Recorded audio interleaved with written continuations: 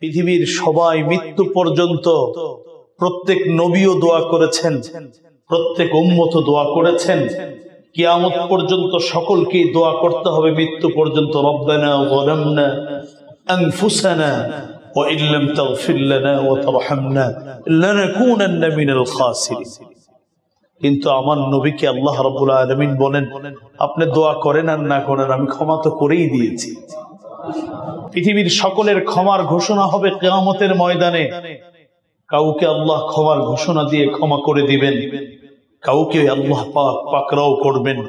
কিন্তু নবীর ক্ষমার ঘোষণা আমার আল্লাহ পৃথিবীতে থাকা অবস্থায় দিয়েছেন। আল্লাহ বলেন, এই বিশাল জমিন সৃষ্টি, এই বিশাল আসমান সৃষ্টি, এই দুটো সৃষ্টির মাঝে তোমাদের জ্ঞানী মানুষগুলোর জন্য আমি অনেক নিদর্শন রেখেছি। কোরআনের অর্থ নিয়ে, কোরআনের বিভিন্ন ঘটনাবলী নিয়ে, কোরআনের বিভিন্ন আদেশ নিয়ে, নিষেধ নিয়ে একটু চিন্তা করা, একটু ভাবনা করা, এটা হলো একজন মুমিনের প্রতিদিনের রুটিনে 5 মিনিট হলেও যেন এই চিন্তা ভাবনার একটি আয়োজন থাকে। এভাবে করে যে ব্যক্তি কোরআনকে জীবনের সঙ্গী বানাবে, মৃত্যুর পরবর্তী জীবনেও কোরআন তার সঙ্গী হয়ে যাবে। কিয়ামত দিবসে আমরা যে রোজা রাখি, এই রোজা এবং যে কোরআন তেলাওয়াত করি এবং আমল করি, এই কোরআন, এই দুটোই মানুষ যেভাবে কথা বলে, রোজা এবং কোরআন আল্লাহর নির্দেশে সেভাবে কথা বলবে। নবীজি বলেন, ফায়ুশাফাআন, রোজা এবং কোরআন দুজনের সুপারিশকেই আমার আল্লাহ গ্রহণ করবেন।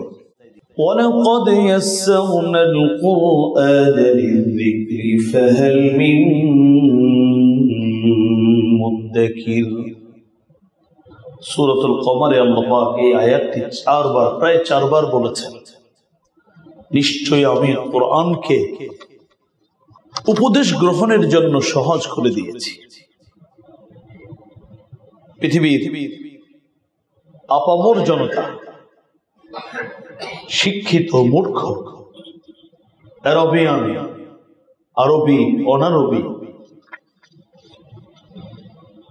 শহরে মানুষ, গ্রাম্য মানুষ, সকলের বুঝার জন্য, কোরআন থেকে উপদেশ গ্রহণের জন্য আমি কোরআনকে সহজ করে দিয়েছি।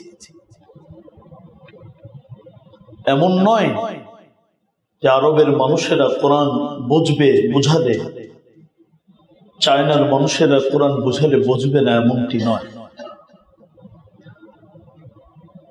এলিট শ্রেণীর মানুষ কোরআন বুঝবে, গ্রামের সেই সরল মনা, সহজ সরল জীবন যাপনকারী মানুষগুলো, মূর্খ মানুষগুলো কোরআন বুঝবে না, এমন নয়। আল্লাহ বলেন, আমি কোরআনকে বুঝার জন্য সহজ করে দিয়েছি। আছে কি পৃথিবীতে কোনো মানুষ কোরআনটা একটু বুঝার চেষ্টা করবে, এখান থেকে কিছু নেবার চেষ্টা করবে? এমন কি কোনো মানুষ পৃথিবীতে নেই? মুহতারাম হাজিরিন, আল্লাহ রাব্বুল আলামিন কোরআনে এক জায়গায় নয়, বিভিন্ন জায়গায় বলেছেন, আফালা ইয়াতাদাব্বারুনাল কুরআন, أفلا يتدبرون القرآن أم على قلوب أقفالها। سورة محمد 24 নং আয়াতে আল্লাহ রাব্বুল আলামিন বলেন, أفلا يتدبرون القرآن أم على قلوب أقفالها। এই মানুষগুলোর কি হলো? তারা কোরআন নিয়ে একটু গবেষণা করে না, চিন্তা ভাবনা করে না? তাদের অন্তরে কি তালা দিয়ে, তাদের অন্তর কি তালাবদ্ধ? কোরআন কি তাদের অন্তরে গিয়ে টাচ করতে পারে না? এটাকে কি বদ্ধ করে রেখেছে? কেন তারা কোরআন নিয়ে একটু চিন্তা করে না? সূরা মুহাম্মদ 24 নং আয়াত।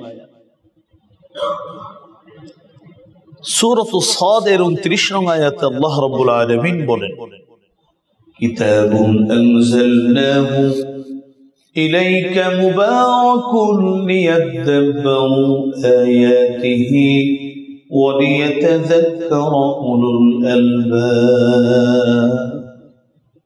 কিতাবুন আনজালনাহু ইলাইকা মুবারাক, আল্লাহ বলেন, হে নবী, আমি আপনার কাছে যে কোরআন অবতীর্ণ করেছি, এই কোরআনকে আমি বড় বরকতময় করেছি। পুরা কোরআনটাই বরকত। এই জন্য কোরআনের সাথে যাদের সম্পর্ক হয় তাদের জীবনকে আল্লাহ বরকতময় করে দেন। কিতাবুন আনজালনাহু ইলাইকা মুবারাক, আল্লাহ বলেন লিয়াদাব্বারু আয়াতিহি, আমি কোরআন কেন অবতীর্ণ করেছি?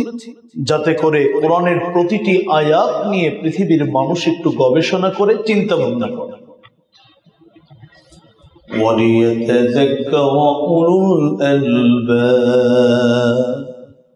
আর যারা পৃথিবীতে জ্ঞানী মানুষ, এই মানুষগুলো যেন কোরআনের আয়াতগুলো থেকে উপদেশ গ্রহণ করতে পারে। এই জন্য আমি কোরআন অবতীর্ণ করেছি। আল্লাহ রাব্বুল আলামিন অত্যন্ত সূক্ষ্ম একটি কথা সূরাত সাদের 29 নম্বর আয়াতে বললেন, পৃথিবীতে যারা প্রকৃত জ্ঞানী, যারা প্রকৃত বুদ্ধিমান, তারা কোরআন থেকে উপদেশ গ্রহণ করতে পারবে।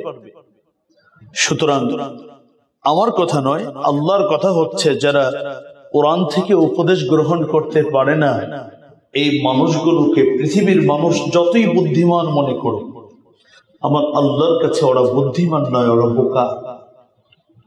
বুদ্ধিমান তো তারাই যারা আমার রবের কথা থেকে উপদেশ গ্রহণ করতে পারে।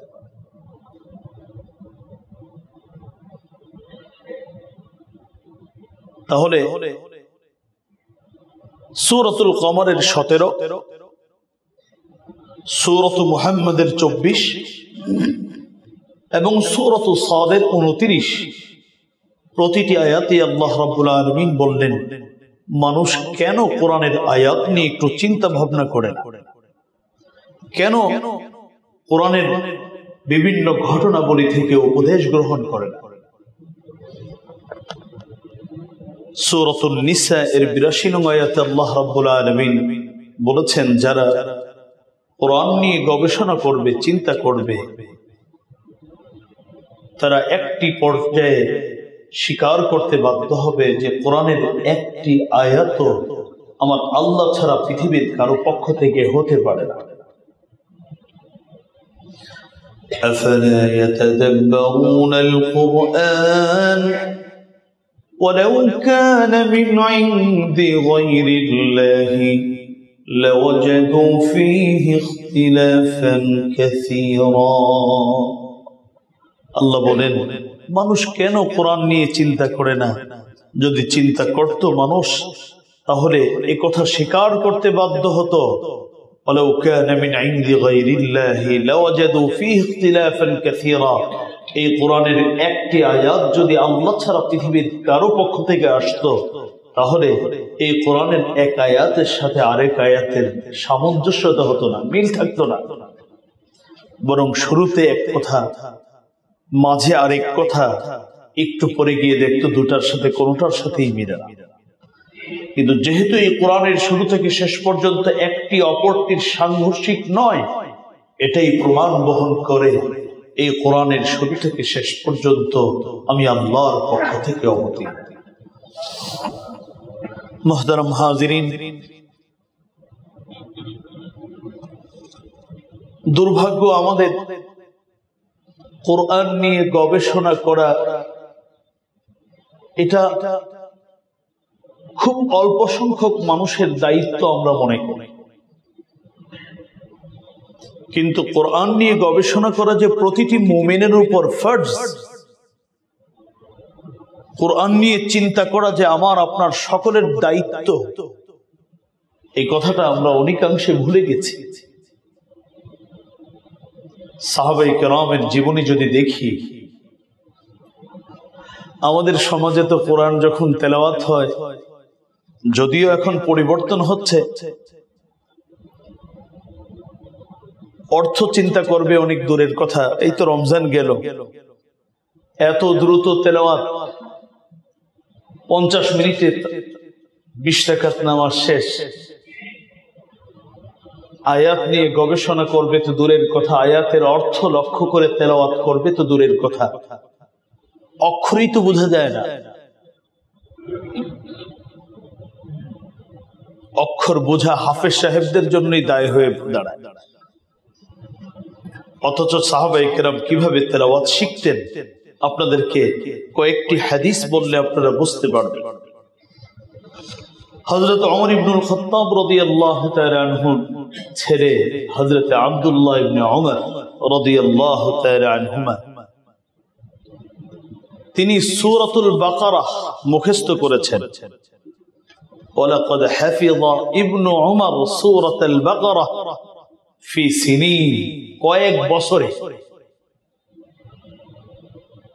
কয়েক বছরে শুধু সূরাতুল বাকারা মুখস্থ করেছেন। কেন? إذ كان يقف عند كل آية منها متدبرا متفكرا। কারণ আব্দুল্লাহ ইবনে ওমর একটি আয়াত যখন মুখস্থ করেছেন, এর অর্থ জেনেছেন, এর ব্যাখ্যা জেনেছেন এবং এগুলো নিয়ে চিন্তা শুরু করে দিয়েছেন। আমার আল্লাহ আমাকে কি বলেছেন এখানে, এই আয়াত থেকে আমার কি নেবার আছে, এই চিন্তা শুরু করেছে। আর কোরআন তো এক মহা সমুদ্র, এর অর্থ আর ব্যাখ্যার মধ্যে যদি কেউ প্রবেশ করে তাহলে ওখান থেকে ফিরে আসা বড় কঠিন। এই জন্য এই ছোট্ট সূরাতুল বাকারা যদিও বড় সূরা, কিন্তু পুরা কোরআনের তুলনায় তো ছোট। এই ছোট সূরাতুল বাকারাটা মুখস্থ করতে কয়েক বছর লেগে গেছে নবীর সাহাবী হযরত আব্দুল্লাহ ইবনে ওমরের। অথচ হযরত আব্দুল্লাহ ইবনে ওমরের মেধা কম ছিল না, আমার আপনার মতো তিনি ছিলেন না। শত শত হাদিস হযরত আব্দুল্লাহ ইবনে ওমর থেকে বর্ণিত রয়েছে। হাদিসের কিতাব খুললে হযরত আব্দুল্লাহ ইবনে ওমরের কর্তৃক হাদিস বর্ণিত রয়েছে। সেই সাহাবী শুধু এই সূরাতুল বাকারা মুখস্থ করেছেন কয়েক বছরে। কারণ তিনি শুধু মুখস্থ করেননি, সূরার প্রতিটি আয়াতের অর্থ জেনেছেন, ব্যাখ্যা জেনেছেন, তাফসীর জেনেছেন এবং এই আয়াত থেকে আমার রবের আবেদনটা কি, রব কি বলতে চেয়েছেন, আমার আপনার জন্য আমার রব এই আয়াতের মধ্যে কি উপঢৌকন, কি হাদিয়া দিয়েছেন, সেটা লুফে নেবার, সেটা গ্রহণ করার চেষ্টা করেছেন।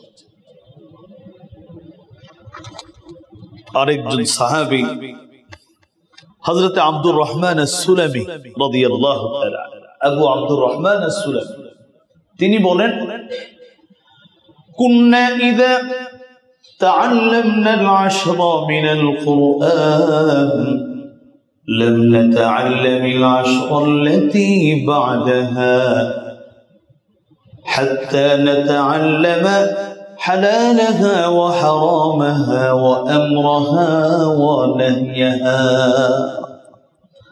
নবীজির আরেক সাহাবী হযরত আবু আব্দুর রহমান আস-সুলামী রাদিয়াল্লাহু তাআলা, তিনি বলেন, আমরা কোরআন 10 আয়াত করে শিখতাম। কয় আয়াত করে? 10 আয়াত করে। আমরা 10টা আয়াত আগে পড়তাম, সামনের 10 আয়াত ততক্ষণ পর্যন্ত মুখস্থ করা শুরু করতাম না যতক্ষণ পর্যন্ত আগের মুখস্থকৃত 10 আয়াতের মধ্যে আল্লাহ কি হালাল, কোনটাকে হালাল বলেছেন, কোনটাকে হারাম বলেছেন, এই 10 আয়াতের মধ্যে আমার আল্লাহর কি আদেশ আছে, আমার আল্লাহর কি নিষেধ আছে, এই কথাগুলো যতক্ষণ আমরা না শিখতাম ততক্ষণ পর্যন্ত আমরা কেউ পরবর্তী 10 আয়াত মুখস্থ করতে যেতাম না। মুসান্নাফ আব্দুর রাজ্জাক হাদিসের কিতাবের মধ্যে এই হাদিসটি রয়েছে। পরিষ্কারভাবে যে কথাটি এই হাদিস আমাকে আপনাকে বলছে সেটি হলো, সাহাবায়ে কেরাম রিদওয়ানুল্লাহি তাআলা আলাইহিম আজমাইন যেহেতু ছোট ছোট, তারা অল্প বয়সে কোরআন শিখেননি। এখানে একটি প্রশ্ন আসতেই পারে, আমাদের সমাজে তো ছোট ছোট বাচ্চারা কোরআন মুখস্থ করেছে, তাহলে ওরাও মুখস্থর সাথে সাথে অর্থ ব্যাখ্যা পড়ো। 6 বছরের বাচ্চা, বর্তমান সময়ে 5 বছরের বাচ্চা, 7 বছরের বাচ্চা তার জন্য হিফজের পাশাপাশি অর্থ ব্যাখ্যা এটা ওর জন্য কঠিন। এই জন্য বিজ্ঞ ওলামায়ে কেরাম ওদেরকে 6, 7, 8, 10 বছরের মধ্যে প্রথমত হাফেজ কোরআন বানিয়ে ফেলে এরপরে প্রতিটি আয়াতের অর্থ এবং ব্যাখ্যা শেখাবার চেষ্টা করে। তো সাহাবায়ে কেরামদের অধিকাংশ একটু বয়স্ক ছিলেন, অধিকাংশ অল্প বয়সে তো সাহাবী ছিলেন। এই জন্য তারা যখন পড়তেন, আমার আপনার মতো বয়সের যারা আছে বা আরো বেশি একটু কম, আমাদের জন্য এটা উচিত যে আমার যতটুকু আমি শিখেছি এর অর্থ জানা, এর ব্যাখ্যা জানা এবং এগুলোকে নিয়ে একটু গবেষণা করা। প্রতিটি আয়াত পড়ব তো আমার আল্লাহ আমাকে কি বলেছেন এখান থেকে আমি সেটা বের করবার চেষ্টা করব। মুসনাদ আহমদ এবং ইবনে খুজাইমার আরেক হাদিস, রাসূল করিম সাল্লাল্লাহু আলাইহি ওয়াসাল্লাম যখন কোরআন তেলাওয়াত করতেন, ইযা মাররা বিআয়াতি রাহমাতিন সাআলা ওয়া ইযা মাররা বিআয়াতি আযাবিন তাআওয়াযা। নবীজি যখন কোন এমন আয়াত তেলাওয়াত করতেন যে আয়াতের মধ্যে আল্লাহর রহমতের আলোচনা আছে, তখন তেলাওয়াতটা বন্ধ করে আল্লাহকে বলতেন, আল্লাহ এই নিয়ামতটা তুমি আমাকে দান করো, আমার উম্মতকে দান করো। ওয়াইদা মাররা বিআয়াতি আযাবি, আর যখন কোন আযাব সম্পর্কিত আয়াত তেলাওয়াত করতেন, তেলাওয়াতটা বন্ধ করে আল্লাহর কাছে আগে পানাহ চাইতেন, আল্লাহ এই আযাব সহ্য করার সামর্থ্য আমাদের নেই, আযাব থেকে আমাদেরকে রক্ষা করো। যদি কোনো ব্যক্তি অর্থ ব্যাখ্যা এবং আয়াতগুলোকে নিয়ে গবেষণামূলক তেলাওয়াত না করে, তাহলে এমনটি করা কখনোই সম্ভব নয়। মুহতারাম হাজিরিন, আপনাদেরকে একটি হাদিস শোনালে আরো স্পষ্ট হবে। হাদিসটি আম্মা জান হযরত আয়েশা সিদ্দিকা রাদিয়াল্লাহু তাআলা আনহা থেকে বর্ণিত। তিনি বলেন,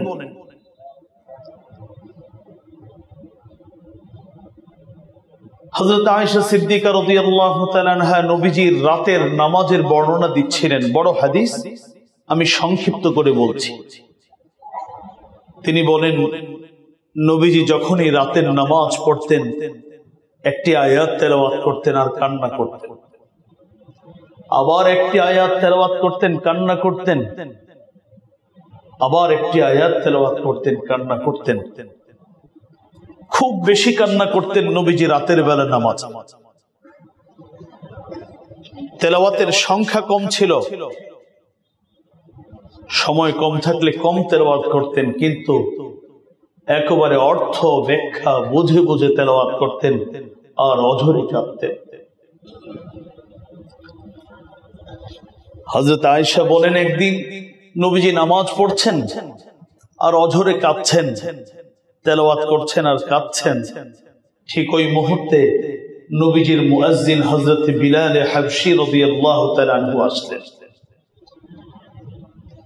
হযরত বিলাল হাবশী যখন দেখলেন নবীজি নামাজের মধ্যে আয়াত পড়ে আর কাঁদে, হযরত বিলাল বললেন, ইয়া রাসূলুল্লাহ লিমা তাবকি? قد غفر الله لك ما تقدم من ذنبك وما تأخر। আপনি কেন কাঁদছেন? আপনি কি জানেন না আপনার তো কোনো গুনাহ নেই, তারপরও অসুন্দর কোনো কাজ যদি আপনার মাধ্যমে প্রকাশিত হয়ে থাকে অথবা ভবিষ্যতে যদি হয়, আমার আল্লাহ অগ্রিম ক্ষমা করে দিয়েছেন, আপনি জানেন না? তাহলে আপনি কান্না কেন করেন? কুরআনুল কারীম 26 নম্বর পারার সূরাতুল ফাতহের শুরু দিকেই দ্বিতীয় আয়াত আল্লাহ বলেন, ইন্না ফাতাহনা লাকা ফাতহান মুবিনা লিয়াগফির লাকা আল্লাহু মা তাকদ্দামা মিন যামবিকা ওয়া মা তাআখারা ওয়া ইউতিম্মা নি'মাতাহু আলাইকা ويهديك صراطا মুস্তাকিমা। আল্লাহ বলেন, হে নবী, আপনার অতীত এবং ভবিষ্যতের অসুন্দর অসমীচীন যে সকল কাজ হয়েছে সেগুলোকে এবং হবে আমি অগ্রিম ক্ষমা করে দিলাম। পৃথিবীর সবাই মৃত্যু পর্যন্ত প্রত্যেক নবীও দোয়া করেছেন, প্রত্যেক উম্মত দোয়া করেছেন, কিয়ামত পর্যন্ত সকলকেই দোয়া করতে হবে মৃত্যু পর্যন্ত। রব্বানা যালামনা আনফুসানা ওয়া ইল্লাম তাগফির লানা ওয়া তারহামনা লানাকুনান্না মিনাল খাসিরিন। কিন্তু আমার নবীকে আল্লাহ রাব্বুল আলামিন বলেন, আপনি দোয়া করেন আর না করেন আমি ক্ষমা তো করেই দিয়েছি। পৃথিবীর সকলের ক্ষমার ঘোষণা হবে কিয়ামতের ময়দানে। কাউকে আল্লাহ ক্ষমার ঘোষণা দিয়ে ক্ষমা করে দিবেন, কাউকে আল্লাহ পাক পাকড়াও করবেন। কিন্তু নবীর ক্ষমার ঘোষণা আমার আল্লাহ পৃথিবীতে থাকা অবস্থায় দিয়েছেন। মুহতারাম হাজিরিন, হযরত বেলাল হাবশী বলেন, ওগো নবীজি, আপনি এত কান্না করেন নামাজের মধ্যে, কেন কান্না করেন? আপনি কি জানেন না যে আপনার অতীত ভবিষ্যৎ সব আল্লাহ ক্ষমা করে দিয়েছেন? নবীজি দুটো উত্তর দিলেন। প্রথম বললেন, আফালা আকুনা আবদান শাকুরা। বিলাল, আমার আল্লাহ আমাকে ক্ষমা করে দিয়েছেন বিধায় আমি কি আমার রবকে একটু ডাকবো না, তার কাছে একটু শুকরিয়া আদায় করে আমি একজন কৃতজ্ঞ গোলাম হিসেবে নিজেকে তুলে ধরবো না? আমি কি অবাধ্য হয়ে পড়ব? দ্বিতীয় কথা বললেন, বিলাল, আজকে সূরাত আলে ইমরানের 190 নং আয়াত আমার আল্লাহ আমার উপর নাযিল করেছেন। ওয়াইলুল লিমান ক্বারাআহা ওয়া লাম ইয়াতাফাক্কার ফীহা। কপাল পোড়া সেই মানুষগুলোর যারা এই সূরাত আলে ইমরানের 190 নং আয়াত তেলাওয়াত করবে কিন্তু এটা নিয়ে গবেষণা করবে না, চিন্তা ভাবনা করবে না, ওদের কপাল পোড়া। আয়াতটা আমাদের অনেকের পরিচিত। ইন্না ফি খালকিস সামাওয়াতি ওয়াল আরদি ওয়াখতিলাফিল লাইলি ওয়ান নাহার লাআয়াতিন লিউলিল আলবাব الذين يذكرون الله قياما وقعودا وعلى جنوبهم ويتفكرون في خلق السماوات والأرض ربنا ما خلقت هذا باطلا سبحانك فقنا عذاب النار إن في خلق السماوات والأرض واختلاف الليل والنهار।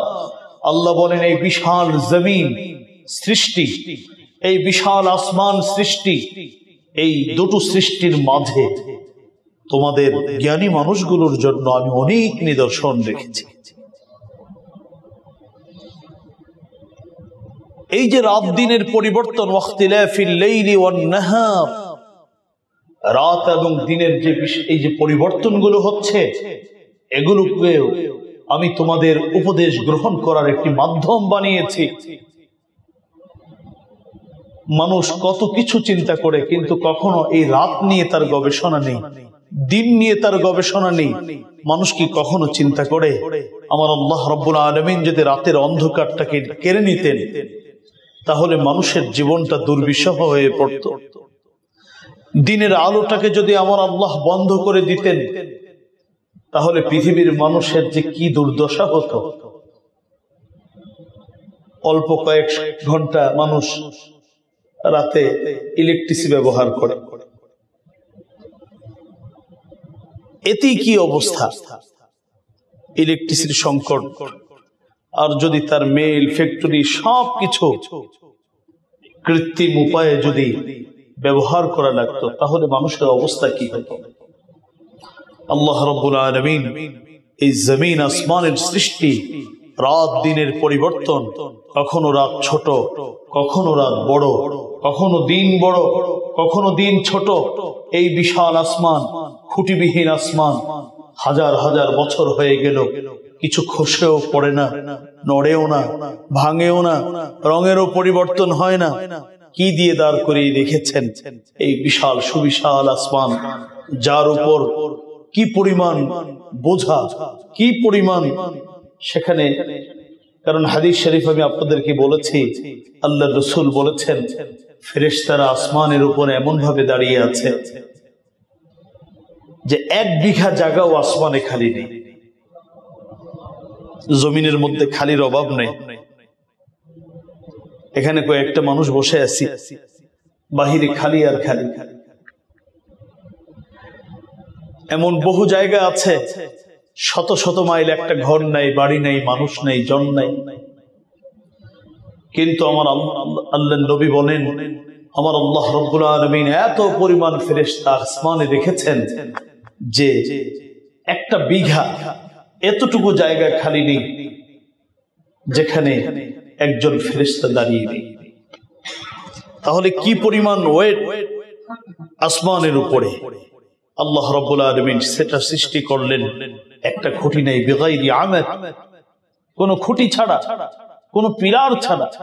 হাজার হাজার নয়, কত বছর হয়েছে আল্লাহই ভালো জানে, কত বছর থাকবে আল্লাহই ভালো জানে। আর জমিনের কথা বাদেই দিলাম, এটার উপর যার যা মনে চায় তাই রাখে। আল্লাহ রাব্বুল আলামিন বলেছেন এগুলোকে নিয়ে যেন মানুষ একটু গবেষণা করে। কারণ আমার আল্লাহ এখানে উপদেশ রেখে দিয়েছেন কাদের জন্য? লিউলিল আলবাব, বুদ্ধিজীবীদের জন্য, যারা জ্ঞানী, এই মানুষগুলোর জন্য এখানে অনেক শিক্ষার উপকরণ রেখে দিয়েছে। আল্লাহর রাসূল হযরতে বেলালে হাবশীকে বলেন, বেলালে হাবশী, আজকে রাত্রে আমার উপরে এই আয়াতটা নাজিল হয়েছে, সূরা আলে ইমরানের 190 নং আয়াত। কপাল পোড়া সেই মানুষ যে এই আয়াত পড়ে কিন্তু এই আয়াত নিয়ে চিন্তা করে না, গবেষণা করে না। আমি গবেষণা করতে গিয়ে এভাবে অঝরে কাঁদতেছিলাম। হাদিসটি আপনারা ইবনে হিব্বানের মধ্যে পাবেন। আল্লামা আলবানী এই হাদিসটিকে সহিহ বলেছেন। মুহতারাম হাজিরিন, তাহলে কোরআনকে সাথী বানাবার 5 নম্বর উপায় আমরা জানলাম, সেটা হলো কোরআনের অর্থ নিয়ে, কোরআনের বিভিন্ন ঘটনাবলী নিয়ে, কোরআনের বিভিন্ন আদেশ নিয়ে, নিষেধ নিয়ে একটু চিন্তা করা, একটু ভাবনা করা। এটা হলো একজন মুমিনের প্রতিদিনের রুটিনে 5 মিনিট হলেও যেন এই চিন্তা ভাবনার একটি আয়োজন থাকে। এভাবে করে যে ব্যক্তি কোরআনকে জীবনের সঙ্গী বানাবে, মৃত্যুর পরবর্তী জীবনেও কোরআন তার সঙ্গী হয়ে যাবে।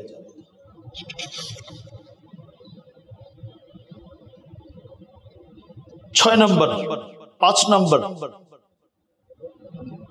কোরআনকে সঙ্গী বানাবার 5 নম্বর উপায় হলো কোরআন অনুযায়ী জীবন গড়া। কোরআন অনুযায়ী নিজের জীবন গড়া, কোরআনের বিভিন্ন আমল করা।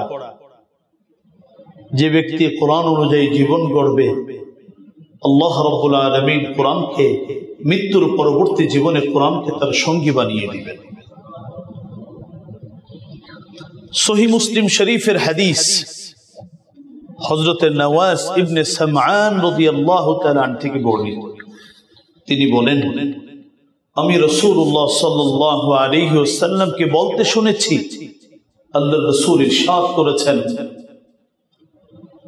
ইউতা ইয়াউমাল কিয়ামাতি বিল কুরআন ওয়া আহলিহি, কিয়ামত দিবসে আল্লাহ রাব্বুল আলামিন যারা পৃথিবীতে কোরআন অনুযায়ী জীবন গড়েছে, কোরআন তেলাওয়াত করেছে, এই মানুষগুলোকে এবং যে কোরআন পড়েছে সেই কোরআনকে, দুইটাকেই আল্লাহ রাব্বুল আলামিন তার সামনে উপস্থিত করবে। কোরআনের আহল কারা? আল্লাযী কানু ইয়ামালুনা বিহি ফিদ দুনিয়া, যারা কোরআন অনুযায়ী পৃথিবীতে জীবন গড়েছে, আমল করেছে। যখন আল্লাহ রাব্বুল আলামিন কোরআন তেলাওয়াতকারী, কোরআন অনুযায়ী আমলকারী কোরআনের আহলদেরকে এবং কোরআন দুইটাকে তার সামনে উপস্থিত করবেন, নির্দেশ দিবেন, তাকদুমুহু সূরাতুল বাকারাহ ওয়া আলি ইমরান, তখন ওই ব্যক্তির সামনে, অর্থাৎ আপনাকে আমাকে যদি আল্লাহ ডাক দেন, তো কোরআন তো যাবে, আমিও যাব, আপনিও যাবেন, কিন্তু আমাদের সামনে সামনে কোরআনের দুটো সূরা, সূরাতুল বাকারা এবং সূরাত আলে ইমরান সামনে চলে যাবে। তুহাজ্জান আন সাহিবিহিমা, আল্লাহর সামনে গিয়ে এই দুটো সূরা আল্লাহর সামনে এই ব্যক্তির পক্ষে, তেলাওয়াতকারী এবং আমলকারীর পক্ষে আল্লাহর সাথে বিভিন্ন বক্তব্য উপস্থাপন করবে। বলবে, আল্লাহ, এই লোকটা তেলাওয়াত করেছিল, সে আমার এই আদেশ, এই নিষেধের উপর আমল করেছিল, আমি ওর পক্ষ নিয়ে তোমার সামনে কথা বলছি, তুমি ওর জন্য মুক্তির ফয়সালা করে দাও। সহিহ মুসলিম শরীফের হাদিস। যখন আল্লাহ কোরআনের আহল, কোরআনওয়ালা এবং কোরআনকে ডাকবে, তো কোরআনের দুটো সূরা আলে ইমরান এবং সূরা বাকারা আগে আগে গিয়ে আল্লাহর সামনে কথা বলে এই কোরআনওয়ালার মুক্তির ব্যবস্থা করবে।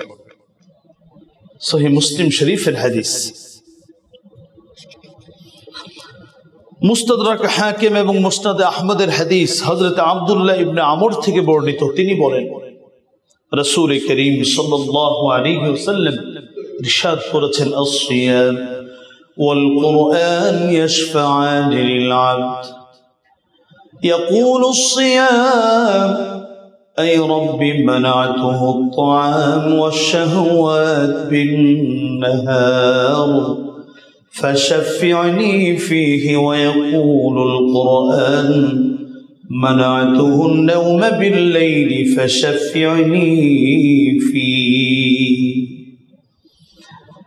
হযরত আব্দুল্লাহ ইবনে আমর বলেন, রাসূলুল্লাহ সাল্লাল্লাহু আলাইহি ওয়াসাল্লাম ইরশাদ করেছেন, কিয়ামত দিবসে আমরা যে রোজা রাখি, এই রোজা এবং যে কোরআন তেলাওয়াত করি এবং আমল করি, এই কোরআন, এই দুটোই মানুষ যেভাবে কথা বলে, রোজা এবং কোরআন আল্লাহর নির্দেশে সেভাবে কথা বলবে।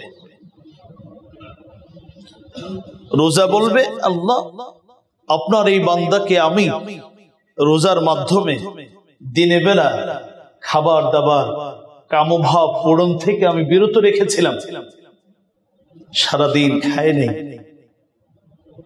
সারাদিন স্ত্রীর সাথে সময় কাটাইনি,